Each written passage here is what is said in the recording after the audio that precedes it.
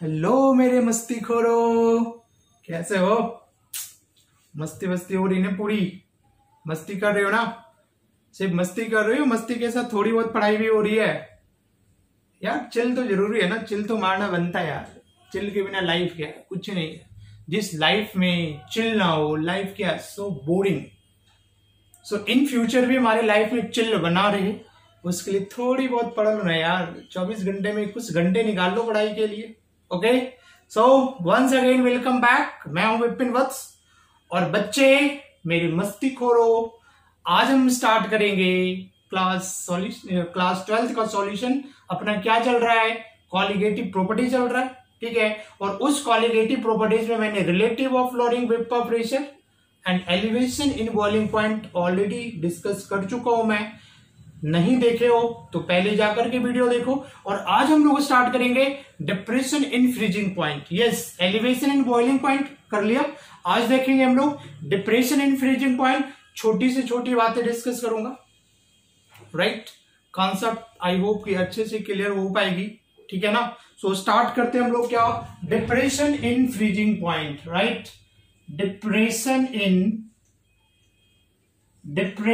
इन freezing point, yes. अब देखो depression का मतलब क्या होता है बच्चे, बताओ। डिप्रेशन का मतलब क्या होता है? डिक्रीज होना, ठीक है। फ्रीजिंग पॉइंट में कमी आना, राइट ना। तो सबसे पहले हम लोग स्टार्ट करेंगे। सबसे पहले हम लोग देखते हैं कि फ्रीजिंग पॉइंट किस बला का नाम है। जब फ्रीजिंग पॉइंट समझ में आ जाएगा तो फिर हम लोग क्या डिप्रेशन इन फ्रीजिंग पॉइंट को भी क्या अच्छे से समझ लेंगे मेरे मस्ती खोरो। तो स्टार्ट करते हैं हम लोग विद मस्ती, with chill, that is the freezing point. Yes, freezing point समझ में आ रही ना? फ्रीजिंग पॉइंट हम लोग इसको बोलेंगे। तो देखो यहां पे इसको हम लोग डिफाइन करते हैं, the temperature at which the vapour pressure of pure solvent या लिक्विड यूज कर सकते हो, right. Pure solvent, the temperature at which the vapour pressure of pure solvent becomes equal to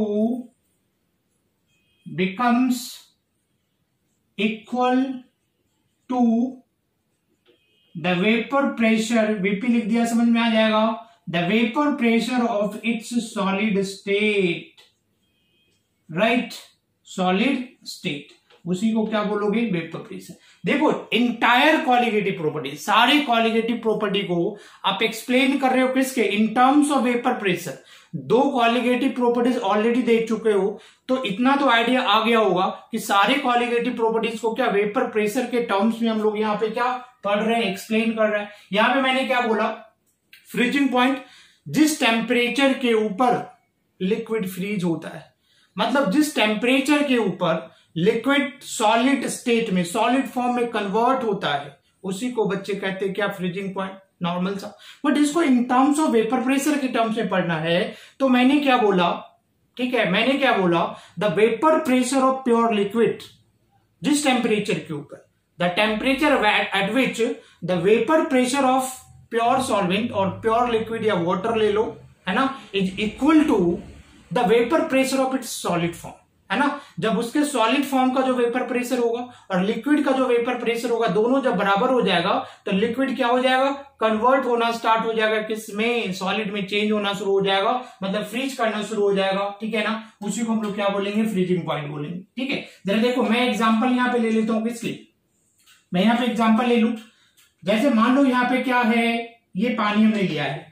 बात समझ में आ रही बच्चे? पानी ले लिया, यहाँ पे पानी, पानी ब्लू है, पानी पानी और दिन भी सन, ये मैंने पानी ले लिया, ठीक है। और यहाँ पे देखो आइस ले लिया, आइस, ठीक है, आइस ले लिया। अब तुम लोग बोट का ना मांगना सर, आइस के साथ बोट का भी ले लो, अरे मजाक कर रहा भाई।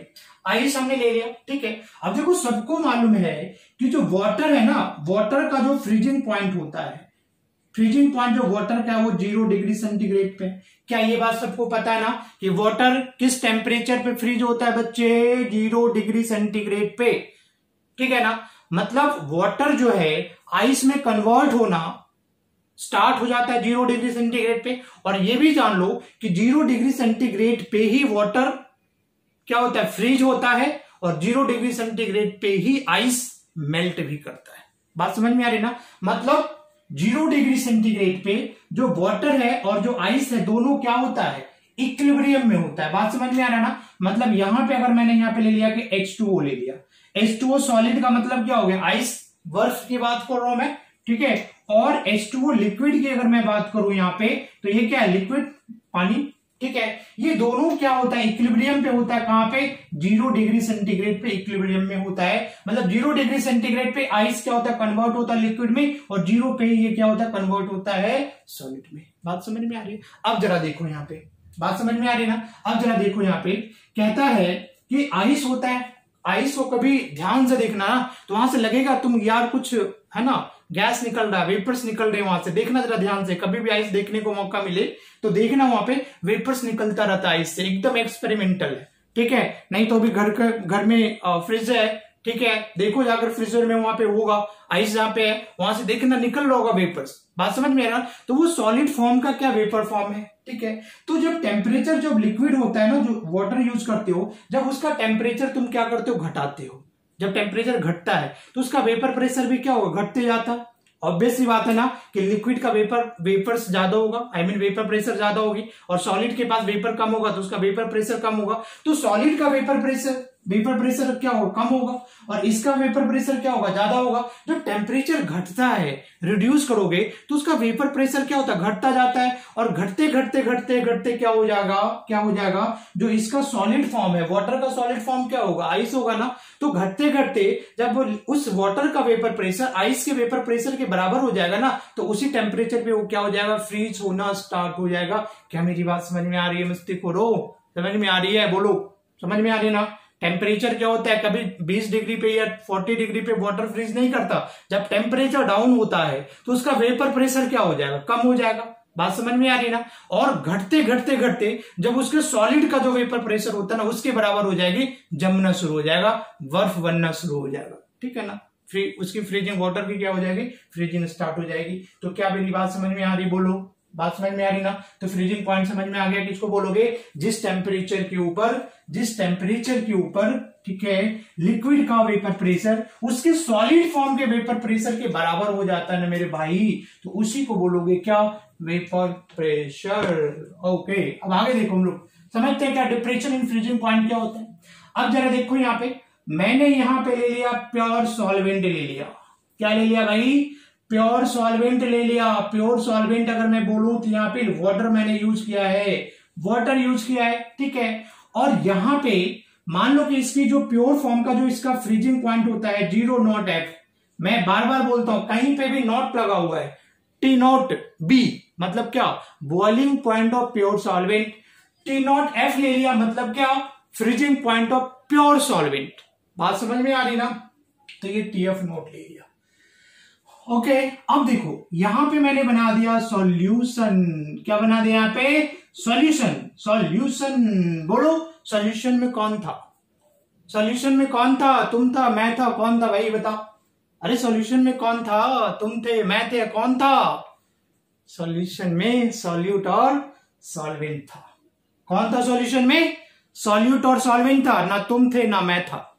सॉल्यूशन में कौन, सॉल्यूट प्लस सॉल्वेंट, क्योंकि जब सॉल्यूट और सॉल्वेंट मिलता है तो उसी को क्या बोलते हो, सॉल्यूशन बोलते हो ना। तो डाउट क्लियर हो गया, सॉल्यूशन में कौन था, सॉल्यूट एंड सॉल्वेंट था। मतलब प्योर सॉल्वेंट में जब हमने यहाँ पे सॉल्यूट डाला तो बन गया क्या, सॉल्यूशन बन गया। तो इसका फ्रीजिंग पॉइंट मैं मान लेता हूं, लेट्स ओके एस लिख दिया यहाँ पे, ये मान लिया फ्रीजिंग पॉइंट ऑफ सॉल्यूशन। अब देखो वेपर प्रेशर तुम लोग सबको मालूम है कि प्योर सॉल्वेंट और सॉल्यूशन में वेपर प्रेशर किसकी ज्यादा, अब तो क्लियर हो गया होगा ना, बोलो कि सॉल्यूशन की वेपर प्रेशर कम होती है, कि जब भी हम वाटर में, जब भी प्योर सॉल्वेंट में सॉल्यूट मिलाते हैं भैया उसका वेपर प्रेशर कम हो जाता है। क्यों, कि जो सॉल्यूट पार्टिकल्स होता है वो सॉल्वेंट की जो एस्केप करने की टेंडेंसी होती है वो कम हो जाता है, उसके वेपर फॉर्म में आने की टेंडेंसी कम हो जाती है। जब वेपर ही कम बनेगा तो वेपर प्रेशर ऑब्वियसली क्या हो जाएगी, कम हो जाएगी, हाँ या ना, हाँ जी ना जी, क्लियर है ना यहाँ पे, बोलो। तो सॉल्यूशन की वेपर प्रेशर क्या हो जाएगी बच्चे, कम हो जाएगी, क्लियर है। बोलो। और फ्रीजिंग पॉइंट किसके ऊपर डिपेंड करेगा? वेपर प्रेशर के ऊपर, बोलो हाँ या ना। तो जब ये बताओ कि जब प्योर सॉल्वेंट की वेपर प्रेशर ज्यादा है, क्लियर है, ज्यादा है ना, तो इसका जो फ्रीजिंग पॉइंट है कितना बताओ? 0 डिग्री सेंटीग्रेड होता है, फिक्स है 0 डिग्री सेंटीग्रेड, कोई इसमें अटबट नहीं है, 0 डिग्री सेंटीग्रेड पे फ्रीज हो जाएगा। तो सॉल्यूशन की वेपर प्रेशर क्या हो रही है? और कम हो रही है। तो बताओ इसकी फ्रीजिंग पॉइंट नीचे 0 से भी नीचे जाएगी नहीं जाएगी? मतलब माइनस में जाएगा नहीं जाएगा? बोलो, है ना, माइनस में जाएगा ना, मतलब घटेगा, फ्रीजिंग पॉइंट घटेगा। डिप्रेशन, देखो हमें क्या पढ़ना है? डिप्रेशन पढ़ना है। तो जैसे तुम प्योर सॉल्वेंट में सॉल्यूट डाल करके सॉल्यूशन बनाओगे, उसका वेपर प्रेशर कम हो जाएगा, और वेपर प्रेशर जैसे कम हो जाएगा, फ्रीजिंग पॉइंट क्या हो जाएगा? उसका कम हो जाएगा, और उसी को हम लोग कहते हैं depression in freezing point. Depression का मतलब होता है क्या? डिप्रेशन वो वाली नहीं, टेंशन वाला बात। डिप्रेशन का मतलब यहाँ पे क्या हो रहा है? डिक्रीज होना, डिक्रीज होना। डिप्रेशन में मत जाना यार, बहुत बेकार चीज होती है, ठीक है। तो डिप्रेशन का मतलब यहाँ पे क्या हो जाएगा? डिक्रीज हो जाएगा। अब जितनी ज्यादा इसके अंदर सॉल्यूट डालोगे, उतनी ज्यादा क्या होगी? वेपर प्रेशर कम होती जाएगी, उतना तेजी से क्या होगा? फ्रीजिंग पॉइंट नीचे गिरेगा नहीं गिरेगा? मतलब डिप्रेशन क्या होगा? डिप्रेशन बढ़ेगा भाई। फ्रीजिंग पॉइंट का जो गिरना है वो क्या हो जाएगा? इंक्रीज हो जाएगा। ये तो मेरा कांस्टेंट है, ये मेरा कांस्टेंट है, क्लियर है, फिक्स हो गया ये मेरा कांस्टेंट है। घटेगा कौन? टीएफएस घटेगा। मोर सॉल्यूट ऐड करोगे, इसकी फ्रीजिंग पॉइंट उतनी ही कम होती जाएगी। तो जो डिफरेंस है वो क्या बढ़ेगा नहीं बढ़ेगा? बोलो। और जो डिफरेंस होता है बच्चे, उसी को बोलते हैं डिप्रेशन एंड फ्रीजिंग पॉइंट। तो यहां पे क्या मैं लिख सकता हूं बताओ? कि डेल्टा टीएफ, वो चले बस जानिया चले, डेल्टा टीएफ इक्वल टू क्या हो जाएगा? जरा मेरे को बताओ, क्या हो जाएगा? टीएफ नॉट होगा, ये तो फिक्स है, ये तो फिक्स है। घटेगा कौन? ये, तो माइनस क्या कर देंगे? टीएफएस। यही तो डेल्टा टीएफ होता है, बोलो हाँ या ना। और यही डेल्टा टीएफ, इसी को हम लोग क्या कहते हैं? डिप्रेशन इन फ्रीजिंग पॉइंट बोलोगे, इसी को बोलते हैं, ठीक है ना। अब जरा देखो, ये फिक्स है, ये घट रहा है, डिफरेंस बढ़ेगा ना, मतलब डेल्टा टीएफ इंक्रीज हो रहा है। तो delta TF is a colligative properties, because delta TF depends on the solute particle, number of solute के ऊपर। जितनी ज्यादा नंबर ऑफ सॉल्यूट पार्टिकल डालोगे, ये घटता जाएगा तो ये बढ़ेगा। डेल्टा टीएफ डिफरेंस, ये तो फिक्स है ना, ये घटेगा तो डिफरेंस बढ़ेगा नहीं बढ़ेगा? मतलब डेल्टा टीएफ क्या हो गया? Depression in freezing point. Delta TF को हम लिख सकते हैं ना, डेल्टा टीएफ, ठीक है। डायरेक्टली किसके ऊपर डिपेंड कर रहा है बताओ? नंबर ऑफ सॉल्यूट के ऊपर डिपेंड कर रहा है, नहीं कर रहा? अरे कर रही है, नहीं कर रही है? कर रही है ना। इट मींस क्या हो जाएगा? Delta TF is a colligative property, is a colligative property हो गया। क्लियर हो गया? क्या ये प्रूफ हो गया कि डेल्टा टीएफ कॉलिगेटिव प्रॉपर्टी है? क्योंकि कॉलिगेटिव प्रॉपर्टी क्या होता है? जो नंबर ऑफ सॉल्यूट के ऊपर डिपेंड करता है। Is it clear? क्लियर हो गया? Okay, so delta TF is a colligative properties हो गया। Delta TF directly depends on the number of solute particle. क्या मेरी बात समझ में आ रही है? तो डिप्रेशन इन फ्रीजिंग पॉइंट को अगर डिफाइन करना होगा यहाँ पे, तो क्या लिख दोगे बताओ? कि the difference in freezing point of क्या? Pure solvent and solution is called depression in freezing point, right? Delta TF is equal to TF naught minus TFS। Clear हो गया जी? बोलो, यहां तक किसी को प्रॉब्लम आई थिंक नहीं होनी चाहिए ना? बोलो, नहीं बोलो। थोड़ा सा मैं इसको देखो ग्राफिकल तरीके से रिप्रेजेंट करके मैं दिखाता हूं अभी। Okay, right. सॉल्यूशन में कौन था? तुम था, मैं था, कौन था? कोई नहीं था। ये देखो, ये मैंने इथे ले लिया टेम्परेचर। क्या ले लिया भाई? इथे टेम्परेचर ले लिया। इथे मैं ले लूं क्या? वेपर प्रेशर ले लूं। ये वेपर प्रेशर मैंने ले लिया। ओके, अब मान लो this is the vapour pressure of solid state. क्या ले लिया मैंने? Vapour pressure of solid form. Solid state मतलब क्या? वाटर का। बात समझ में आ रही ना? बोलो, बात समझ में आ रही? अब जरा देखो, प्योर सॉल्वेंट का क्या होता है? मान लो ये वेपर प्रेशर है, यहाँ पे वेपर प्रेशर क्या? प्योर सॉल्वेंट का जब टेम्परेचर डिक्रीज होगी तो उसकी वेपर प्रेशर क्या हो जाएगी बच्चे बताओ? घटना शुरू हो जाएगा। हाँ जी ना जी बोलो। इसकी वेपर प्रेशर क्या होगी? घटना शुरू हो जाएगा, और घटते घटते नीचे घटेगा, और जैसे ही उसके ये जो सॉलिड का फॉर्म है जैसे इसके बराबर हो जाएगा, उसी पॉइंट पे ये क्या होगा, उसी टेम्परेचर के ऊपर ये क्या हो जाएगा, फ्रीज होना स्टार्ट हो जाएगा। तो ये मेरा था नीचे वाला, थोड़ा मिटा देता हूं। अब नीचे वाला का काम नहीं है, ये आपका क्या हो गया बताओ, दिस इज द टेम्परेचर। ये हमने टेम्परेचर का लिया था, बात समझ में आ रही ना। तो इसको क्या बोलोगे, this is the TF not. Clear है, T नॉट F हो गया, ठीक है। अब मान लो ये तुम्हारा क्या था, ये तुम्हारा था क्या, प्योर सॉल्वेंट था, ठीक है। थोड़ा और इसको नीचे से ऐसे दिखाऊं, ऐसे करके दिखा देते हैं, ऐसे करके दिखा देता हूं। ये तुम्हारा क्या हो गया, दिस इज द प्योर, जगह नहीं बच रहा है, एक सेकेंड, ऐसे दिखा दिया, यहां से मान लो ऐसे दिखा दिया, यहां से घटते घटते ऐसे आ गया, ठीक है ना। तो ये तुम्हारा हो गया क्या, this is the TF not हो गया, ठीक है। ये तुम्हारा क्या हो गया बताओ, वेपर प्रेशर किसकी, प्योर सॉल्वेंट का हो गया। अब देखो सॉल्यूशन का क्या होता है, वेपर प्रेशर कम होता है प्योर सॉल्वेंट से, ठीक है। तो जब वो इस पॉइंट पे फ्रीज करता है, तो जब सॉल्यूशन लोगे तो सॉल्यूशन का इवन और क्या आएगा, नीचे आएगा, ठीक है। और ये पॉइंट पे आ जाएगा, ये तुम्हारा क्या हो जाएगा, TFS हो जाएगा। क्या मेरी बात समझ में आ रही है, ये वेपर प्रेशर किसका हो गया, सॉल्यूशन का, वेपर प्रेशर ऑफ सॉल्यूशन। क्या मेरी बात समझ में आ रही है, ये तुम्हारा क्या हो गया, वेपर प्रेशर ऑफ सॉल्यूशन, और ये क्या था, प्योर सॉल्वेंट। तो प्योर सॉल्वेंट का वेपर प्रेशर घटते घटते, अब ये मत सोचना कि मैंने ये बढ़ा दिया है, बात समझ में आ रही है, तुम लोगों का कोई भरोसा नहीं है, बोलोगे सर बढ़ा दिया आपने, कोई बात नहीं।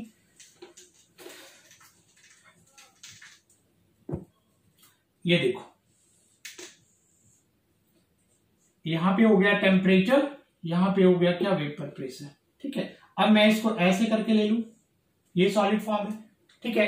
अब यहां पे मान लो, यहां पे हमने क्या ले लिया, यहां पे क्या ले लिया, ऐसे करके ले लो, यहां पे ऐसे घटा, ठीक है। ये तुम्हारा क्या हो गया, vapour pressure of pure solvent. अब सॉल्यूशन का वेपर प्रेशर इससे भी कम होता है, तो वो और क्या होगा, इस तरीके से घटेगा, इस तरीके से घटते ऐसे आएगा, इस टेम्परेचर पे जाके ये कहां पे होगा, इस टेम्परेचर पे, ये तुम्हारा TF नॉट है, और ये तुम्हारा क्या होगा, TFS। ये सॉलिड का, ये सॉल्यूशन का वेपर प्रेशर है। क्या लिखोगे, वेपर प्रेशर किसकी, सॉल्यूशन का, और ये वेपर प्रेशर किसकी, प्योर सॉल्वेंट का। तो वेपर प्रेशर का भी क्या होगा, जब प्योर सॉल्वेंट का ये वेपर प्रेशर है बच्चे, ठीक है, वो घटते घटते घटते घटते क्या हो गया, ये क्या है, वेपर प्रेशर ऑफ सॉलिड है, वेपर प्रेशर ऑफ सॉलिड। घटते घटते जब उसके सॉलिड के वेपर प्रेशर के बराबर हो गया, तो बोलेगा क्या, यहां पे ये फ्रीज हो गया, ठीक है। तो इस पॉइंट पे हो रहा है।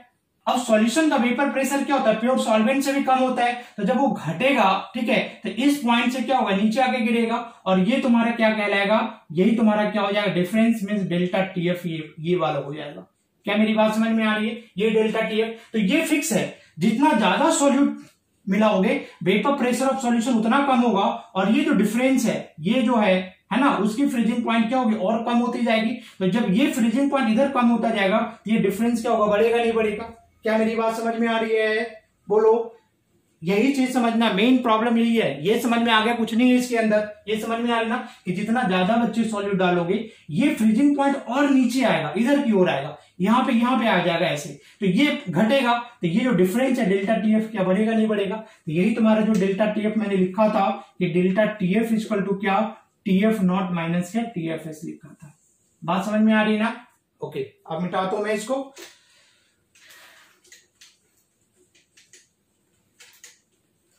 अब चलो हम लोग नेक्स्ट बात करते हैं। मेरी फोकस होता है कि कॉन्सेप्ट अच्छे से समझ में आना चाहिए, ठीक है। ओल जोल नहीं करता, ओल जोल करने का कोई मतलब ही नहीं बनता, ठीक है। अब जरा देखो यहाँ पे कि जो डिप्रेशन इन फ्रीजिंग पॉइंट होता है, depression in freezing point is directly proportional होता है, proportional to the molality. Molality के क्या हो जाएगा, directly proportional. So delta TF is directly proportional क्या, small m, that is the molality. इसको हटा करके एक सिंबल लगाओगे, एक कांस्टेंट लगाते हैं, that is called KF into क्या, m। समझ में आ रहा है ना, KF क्या हो गया, this is called molal depression constant, ठीक है, या इसी को बोला जाता है क्या, क्रायोस्कोपिक कांस्टेंट कहते हैं, क्रायोस्कोपिक कांस्टेंट बोलोगे, राइट। और ये जो molar depression constant like molar elevation constant and depend किसके ऊपर करेगा, नेचर ऑफ सॉल्वेंट के ऊपर। And most of the questions में जो KF की वैल्यू होती है वो तुम्हारा बच्चे क्या रहेगा, दिया हुआ रहेगा।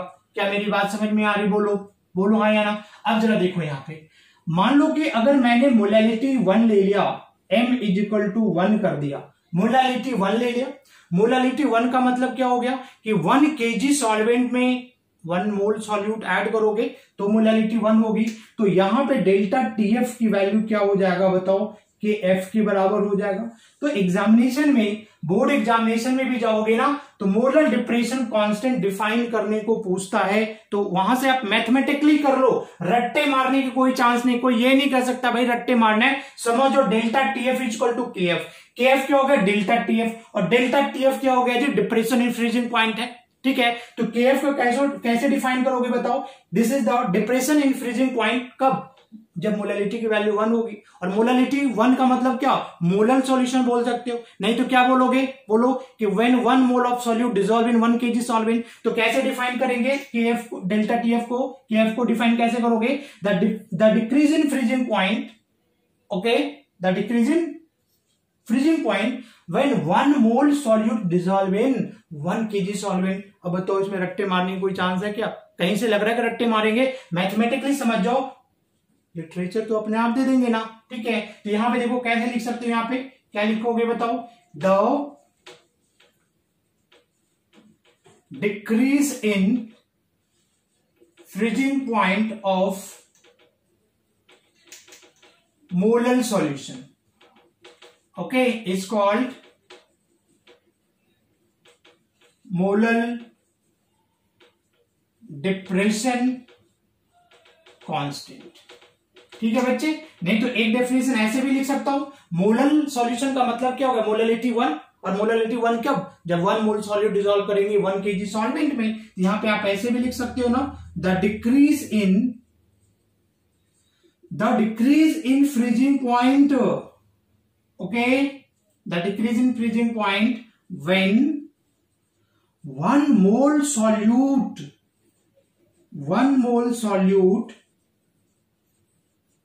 Dissolve in 1 kg solvent. बात समझ में आ रही ना। उसी को क्या बोलोगे, मोलर डिप्रेशन कांस्टेंट बोलोगे आप। कोई प्रॉब्लम है क्या, कोई प्रॉब्लम नहीं है जी, बात समझ में आ रही है, समझ में आ रहा है क्या, मोलर डिप्रेशन कांस्टेंट समझ में आ गया, ठीक है। मोलर डिप्रेशन को तुम एक और भी तरीके से कैलकुलेट कर सकते हो। अब हम लोग लिखते हैं क्या, पूरा मिटा देता हूं, धीमे धीमे धीमे धीमे धीमे धीमे धीमे धीमे खुदी बड़ी छड़माती है, असर मेरे आती है। चलो देखो, कैलकुलेशन ऑफ KF, राइट, किसके लिए, वाटर के लिए, फॉर वाटर, राइट, ठीक है बच्चे। अब जरा देखो, मैंने बना लिया यहाँ पे क्या, प्योर सॉल्वेंट बना लिया, ये बना लिया हमने क्या, प्योर सॉल्वेंट, मतलब प्योर पानी है, ठीक है। अब इसकी जो फ्रीजिंग पॉइंट होती है सबको मालूम है 0 डिग्री सेंटीग्रेड होता है।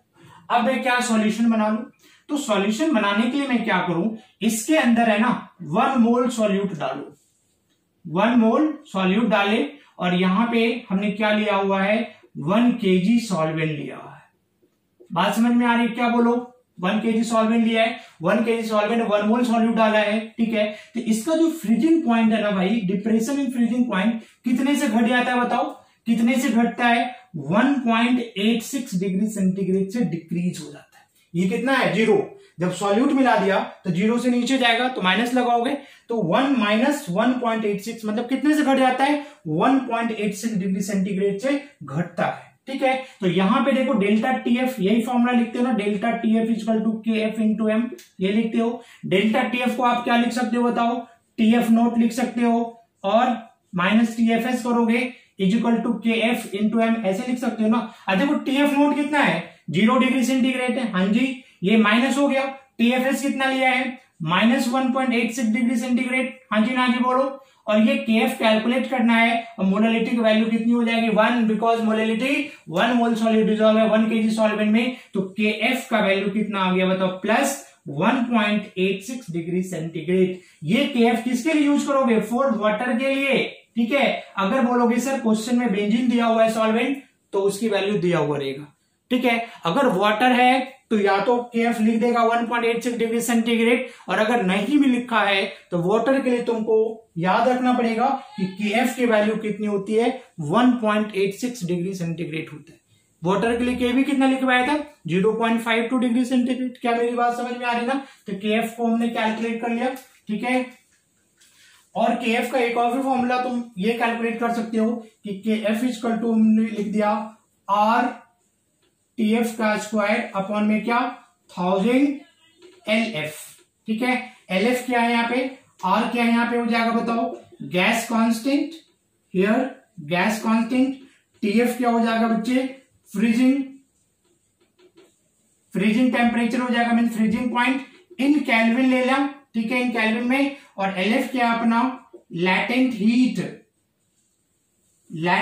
ऑफ फ्यूजन, क्वेश्चन में दिया हुआ रहेगा, यहां से आप कैलकुलेट कर सकते हो, ठीक है ना। तो यहां से एक तो वैल्यू यहाँ पे अगर नहीं दिया हुआ, लैटेंट हीट ऑफ फ्यूजन अगर क्वेश्चन मेंशन करा हुआ है, बात समझ में आ रही ना, तो यहां से इस फॉर्मूले से यहां से क्या करोगे, KF की वैल्यू आप कैलकुलेट करना। क्या बात समझ में आ रही है ना, ओके।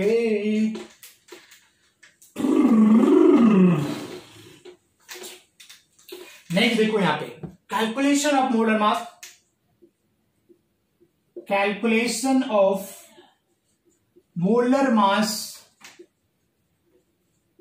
मास ऑफ सॉल्यूट, ठीक है। अब देखो फॉर्मूला क्या होता है, delta TF is equal to KF into molality होता है ना, बोलो। और डेल्टा TF अब क्या है, समझ में आ गया ना, this is the depression, KF into molality, क्या फॉर्मूला लिख दो, क्या हो जाता है मास ऑफ सॉल्यूट, मोलैलिटी का फॉर्मूला आता होगा, इंटू 1000 कर लिया, अपॉन में क्या करोगे मोलर मास किसकी, सॉल्यूट का, इंटू मास ऑफ सॉल्वेंट, ठीक है। तो सब कुछ पता होगा, तो आप यहां से क्या करोगे, molar mass of solute calculate करोगे। तो बेसिक सा क्वेश्चन है जी, जैसे बोर्ड एग्जामिनेशन में जाओगे तो मैक्सिमम क्वेश्चन जो freezing depression and freezing point से पूछेगा वो क्या कैलकुलेट करने आएगा, calculate the molar mass of solute. आंख बंद करके इस फॉर्मूले को क्या करोगे, यूज कर लोगे। अब हम लोग क्या देखते हैं बच्चे, ये था कॉन्सेप्ट तुम्हारा डिप्रेशन एंड फ्रीजिंग पॉइंट का, एंड थोड़ी बहुत इसके ऊपर हम अपन लोग क्या कर लेते हैं, न्यूमेरिकल्स कर लेते, ठीक है ना। तो न्यूमेरिकल्स कर लेते। फर्स्ट न्यूमेरिकल्स में यहाँ पे लिख रहा हूं the freezing, first numericals, the freezing point of a solution, the freezing point of a solution prepared from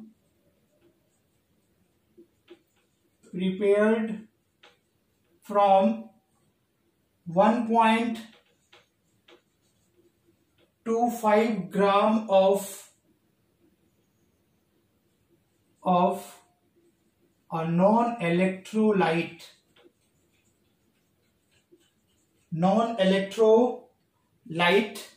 and 20 gram of water. 20 gram of water is 271.9 Kelvin. Okay right. तो यहां पे क्या पूछ रहा है, the molar mass of solute, the molar mass of solute will be. समझ में आ रही ना ये क्वेश्चन, ठीक है। पढ़ो जरा यहाँ पे क्या कह रहा है, मोलर मास ऑफ सॉल्यूट। मैंने बोला ना कि अगर बोर्ड एग्जामिनेशन में भी अगर तुम जाते हो या फिर नीट का एग्जामिनेशन में जाओगे तो मैक्सिमम क्वेश्चंस में तुमसे क्या पूछेगा, what is the molar mass of solute.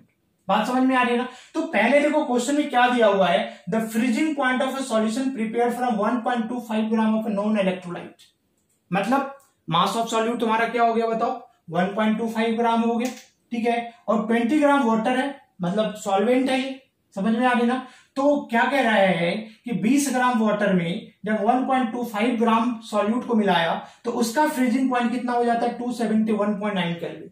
मतलब ये किसका फ्रीजिंग पॉइंट दिया हुआ है, सॉल्यूशन का दिया हुआ है। हाँ जी ना जी बोलो। तो फॉर्मूला तुम क्या यूज कर लोगे, देखो सबसे पहली बात तो मैं ये बोलूंगा कि बच्चे जो क्वेश्चन में दिया हुआ है ना पहले आप लिख लो, ठीक है। जैसे मान लो कि हमने W1 मान लिया, क्या मास ऑफ सॉल्यूट को कितना दिया, 1.25 ग्राम दिया हुआ। स्टार्टिंग में ऐसे लिख करके बनाओगे ना तो भेजा ना फटाफट चलेगा। W2 क्या हो गया बताओ, मास ऑफ सॉल्वेंट मान लिया हमने 20 ग्राम है, और ये जो दिया हुआ है ये क्या दिया हुआ बताओ, freezing point of solution. Clear cut है कि हमने 1.25 ग्राम को 20 ग्राम वाटर में क्या क्या मिलाया तो फ्रीजिंग पॉइंट इसका हो गया। तो TFS तुम्हारा दिया हुआ कितना, 271.9 केल्विन, ठीक है। और प्योर सॉल्वेंट का सबको मालूम है 0 डिग्री सेंटीग्रेड फ्रीज करता है, और 0 डिग्री सेंटीग्रेड केल्विन में क्या हो जाएगा बताओ, 273 केल्विन होएगा नहीं होएगा, बोलो। इतनी बात समझ में आ रही है। तो डेल्टा टीएफ यहां से निकाल लोगे, बोलो डेल्टा टीएफ कितनी हो जाएगी, यहाँ पे डेल्टा टीएफ कितना हो जाएगा बताओ, क्या करोगे, TF नॉट माइनस TFS होता है ना, तो 0 माइनस कितना कर लोगे, अरे कितना कर लोगे, माइनस कितना कर लोगे, सॉरी 273 माइनस कितना 271.9, ऑलमोस्ट कितना आ जाएगा 1.1 केल्विन। डेल्टा टीएफ आ गया। अब फॉर्मूला आप क्या यूज कर लोगे कि डेल्टा टीएफ इक्वल टू क्या हो जाएगा, कि F into M. Delta TF कितना आ गया बताओ, डेल्टा टीएफ कितना है 1.1 आ गया।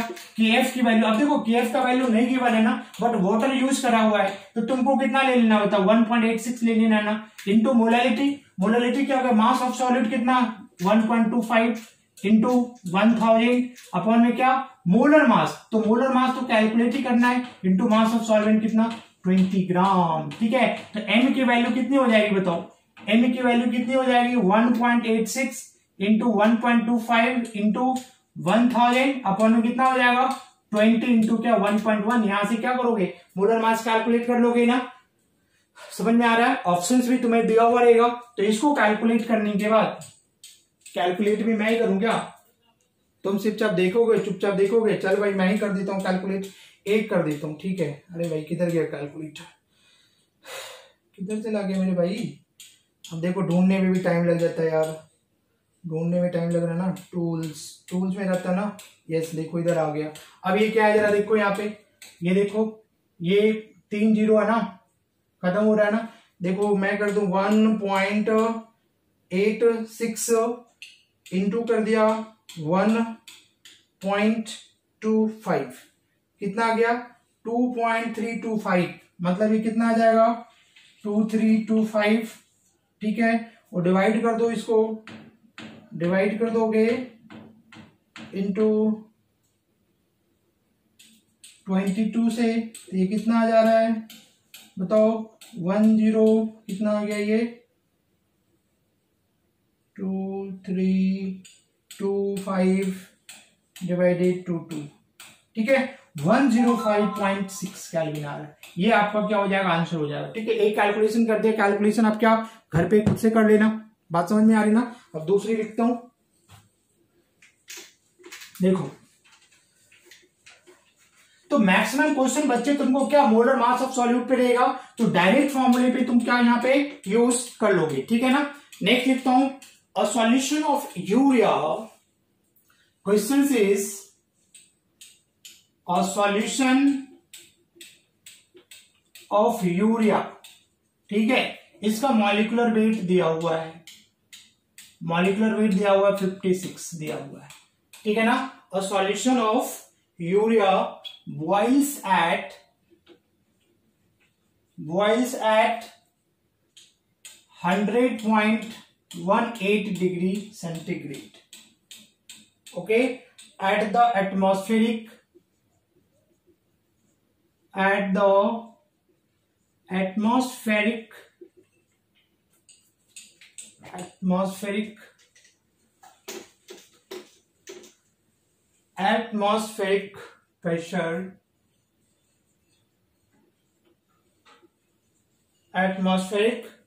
pressure, ओके, ठीक है।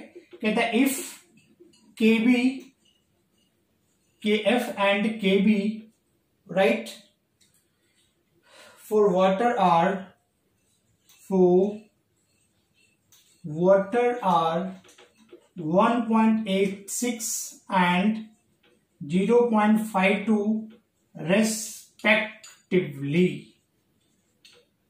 दिया हुआ ये, ठीक है। सो कैलकुलेट करना है the above solution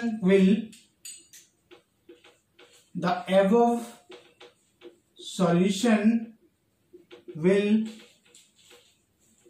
freeze at, ठीक है। फर्स्ट ऑप्शन दिया हुआ है -6.54 degree centigrade, second option 6.54 degree centigrade, third option -0.654 degree centigrade and fourth option is the 0.654 degree centigrade. क्या पूछ रहा है भाई? Freezing point of solution.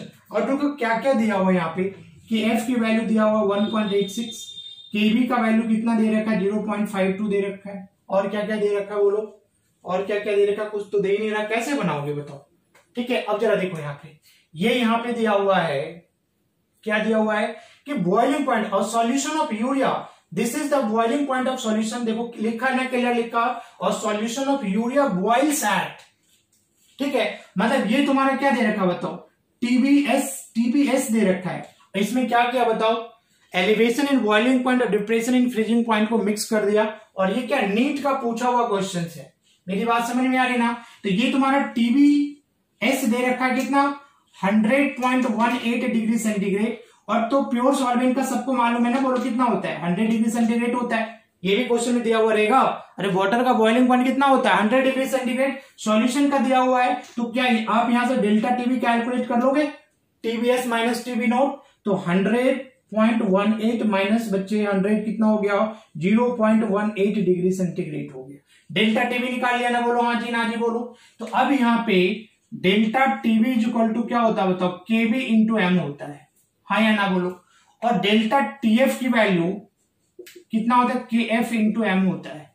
अब जरा देखो, डेल्टा टीबी दिया हुआ है, के एफ दिया हुआ है, केबी दिया हुआ है, एम मुझे नहीं मालूम, और पूछ क्या रहा है, फ्रीजिंग पॉइंट ऑफ सॉल्यूशन, किस टेम्परेचर पे सॉल्यूशन फ्रीज करेगा, टीएफएस पूछ रहा है। इसका मतलब यू हैव टू कैलकुलेट क्या, डेल्टा टीएफ कैलकुलेट करना है ना। तो क्या मैं दोनों को डिवाइड कर दूं, यहाँ पे रेशियो में ले लूंगा, तो डेल्टा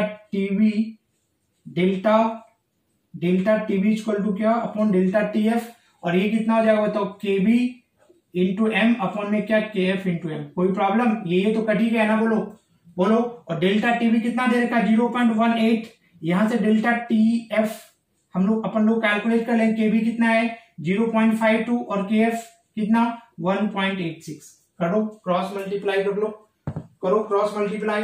तो क्रॉस मल्टीप्लाई करने पे कितना हो जाएगा मेरे बच्चे, कितना हो जाएगा बताओ, डेल्टा टीएफ निकालोगे तो डेल्टा टीएफ इक्वल टू कितना हो जाएगा बताओ, कितना हो जाएगा 1.86 इंटू 0.18 अपॉन में क्या कर लोगे 0.52, क्रॉस मल्टीप्लीकेशन कर दिया, ये आ गया। तो डेल्टा टीएफ यहां से कैलकुलेट करो यार, मेरे को फिर से कैलकुलेटर यूज करना पड़ेगा। क्या मेरी बात समझ में आ रही है ना? तो यहां पे जो डेल्टा टीएफ का वैल्यू आ रहा है, देखो फटाफट कैलकुलेट कर लेता हूं।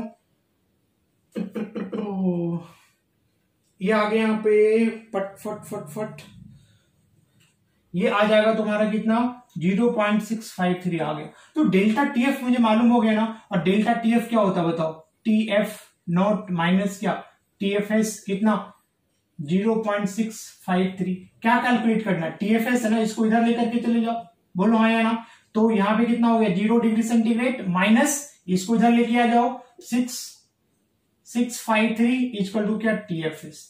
मतलब टीएफएस की वैल्यू कितनी हो जाएगी बता 0.653 माइनस में आएगा डिग्री सेंटीग्रेड, ये आंसर हो जाएगा।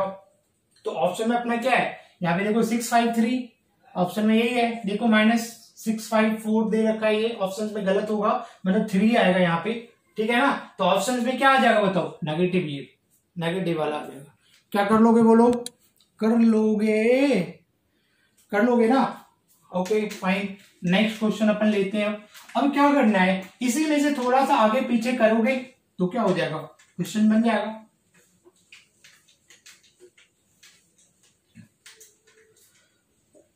दूसरा एक क्वेश्चन लेता हूं मैं, क्या कह रहा है, next question is the after adding a solute, the freezing point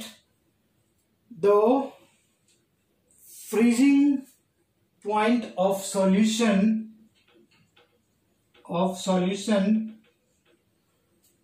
right decreases to 0.186 okay degree centigrade. Calculate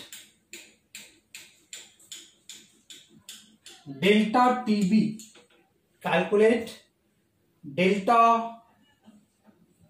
TB okay, और KF का वैल्यू यहां पे दिया हुआ है 1.86। ठीक है, ऑप्शन है आपका, ऑप्शन है 0.521 second, 0.0521, C 1.86 and D is a D 0.0186। ये ऑप्शन दिया हुआ है। क्या क्वेश्चन क्या है, कहता है कि एक है ना सॉल्यूट को मिलाने के बाद after adding a solute the freezing point of solution decreases to 1.86 degree centigrade. बच्चे अब जरा देखो इसको, क्या कह रहा है कि सॉल्यूट मिलाने के बाद जो फ्रीजिंग पॉइंट डिक्रीज होता है यहां तक 0.86 डिग्री सेंटीग्रेड, मतलब ये क्या दे रखा है तुम्हारा डेल्टा TF है भाई, डिक्रीज हो रहा है। डेल्टा TF मतलब डिफरेंस दिया हुआ है, क्या सॉल्यूट मिलाने के बाद the freezing point of solution decreases to 0.186 degree centigrade. क्या मेरी बात समझ में आ रही है, बोलो समझ में आ रहा है क्या? तो अगर यहां पे देखो, अगर यूज करते हो तुम लोग क्या कि delta TF is equal to KF into M, बात समझ में आ रही है? तो M यहां से M कैलकुलेट कर सकते हैं अपन, डेल्टा TF अपॉन में क्या KF कर सकते हो। हाँ जी ना जी बोलो, डेल्टा TF कितना दे रखा है 0.186 डिवाइडेड क्या करोगे 1.86 क्या कर दोगे डिवाइड कर दोगे तो कितनी आ जाएगी बताओ, M की वैल्यू कैलकुलेट हो जाएगा यहां से, मोलैलिटी की वैल्यू कितनी आ जाएगी बोलो, ये कितना आ जाएगा 18.6 अपॉन में 186 कितना आ जाएगा भाई 0.1 आ जाएगा ना, 0.1 आ गया।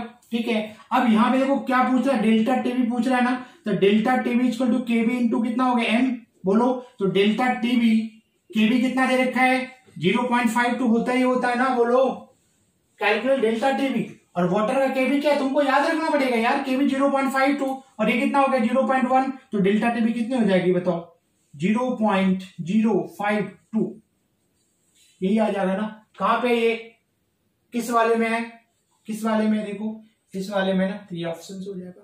क्या मेरी बात समझ में आ रही है मस्ती करो या अभी भी मस्ती कर रहे हो? पेन और कॉपी लेकर के बैठो यार, नोट्स बनाना बहुत जरूरी है, क्वेश्चंस का प्रैक्टिस करो, फिर आप पहले क्या एनसीईआरटी बनाओ, एनसीईआरटी बनाओ, ज्यादा उड़ने की जरूरत नहीं है, समझ में आ रही ना। एनसीईआरटी में भी अच्छे अच्छे क्वेश्चंस है, एनसीईआरटी को 100% सॉल्व करना बहुत जरूरी है ना। इस बार का भी देखो नीट के एग्जामिनेशन में एनसीईआरटी कितना फोकस है, या जेईई मेन वाला देख लो, ठीक है ना। तो एनसीईआरटी सॉल्व करो, उसके बाद फिर जो मर्जी करो ना, मर्जी तुम्हारी है, कुछ भी करो, ठीक है ना। एनसीईआरटी सॉल्व करना है। नेक्स्ट क्वेश्चन अपन ले लेते हैं। Next question is the calculate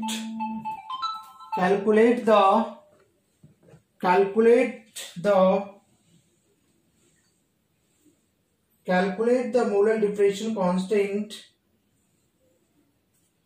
calculate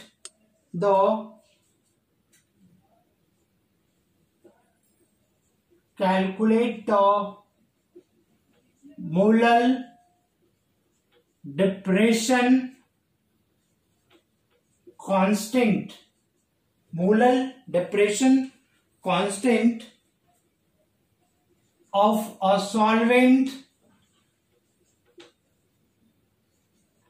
okay, which has freezing point 16.6 degree centigrade, ये दे रखा है, and latent heat of fusion 180.75 joule per gram, ठीक है ना। तो कैलकुलेट करना है। ऑप्शंस है आपका, your options is 2.68, B is तो 3.86, सी 4.68 एंड डी इज 2.86। क्या बना लोगे? मस्ती करो, ट्राई तो करो, बना लोगे ना? बहुत इजी यार। मोलर डिप्रेशन कांस्टेंट पूछ रहा है और देखो क्वेश्चंस में दिया हुआ लेटेंट हीट ऑफ फ्यूजन। क्या दिमाग नहीं चल गया? चल गया ना। क्या करना है बोलो? केएफ की भी बताया, केएफ क्या होता है? आरटीएफ या लॉलीपॉप टाइप क्वेश्चन है, lollipop, right, you know 1000 LF lollipop question. देखो ऐसा क्वेश्चन आ जाएगा तो सिर्फ और सिर्फ क्या कैलकुलेशन है, और एग्जामिनेशन में आ जाएगा तो सिर्फ तुमको कैलकुलेट करना। क्वेश्चन में कोई दम ही नहीं है, put the value and get the result, formula based है ना। बट अगर कैलकुलेशन मिस्टेक्स हो जाएगा तो नहीं कर पाओगे, इसलिए कैलकुलेशन आलसी मत बनो, कैलकुलेटर का यूज मत करो, अपने आप करो, ठीक है। तो केएफ क्या हो जाएगा बताओ? आर यहाँ पे देखो गैस कांस्टेंट है, जूल में दिया हुआ है लेटेंट हीट, तो आर की वैल्यू कितनी ले लोगे बताओ? 8.314 ले लोगे जूल के टर्म्स में। टीएफ क्या बताया था? फ्रीजिंग पॉइंट इन केल्विन, तो इसको केल्विन में चेंज कर लो। 16.6 डिग्री सेंटीग्रेड को जो टीएफ कितना हो जाएगा बताओ? 273 में ऐड करना पड़ेगा 16.6, तो कितना हो जाएगा? 6 और 3 9 हो गया, 7 1 क्या हो गया? 8 हो गया, और ये 2 8 9.6 डिग्री सेंटीग्रेड हो गया। तो ये कितना कर लोगे? ये कितना कर लोगे? आर का वैल्यू कितना कर लोगे यहाँ पे? 8.314 इंटू स्क्वायर है, तो 289.6 इंटू 289.6 1000, ओके। और लेटेंट हीट ऑफ फ्यूजन दिया हुआ इंटू 180.75। बच्चे अब देखो इसमें मैं मत्थे मारू यूं, कैलकुलेशन खुद कर लेना ना। तो कैलकुलेशन करने के बाद जो तुम्हारा ऑप्शंस आ जाएगा, ठीक है ना, वो आपका है क्या? डायरेक्ट स्ट्रेट फॉरवर्ड क्वेश्चन है 3.86। अगर कैलकुलेशन मिस्टेक करोगे तो प्रॉब्लम हो जाएगी, ठीक है। तो पहले तो ये अपना था क्या? डिप्रेशन इन फ्रीजिंग पॉइंट, मेरे मस्ती खोरो, ठीक है। अपना अगला क्या होगा? नेक्स्ट क्वालिटेटिव प्रॉपर्टीज देखना मत भूलना, ऑस्मोटिक प्रेशर, ठीक है। एंड देन कुछ स्पेशल क्वेश्चंस भी लेकर के आऊंगा, एंड देन एनसीईआरटी का सॉल्यूशन भी आएगा। So stay tune, chill with chemistry. Thank you very much, bye.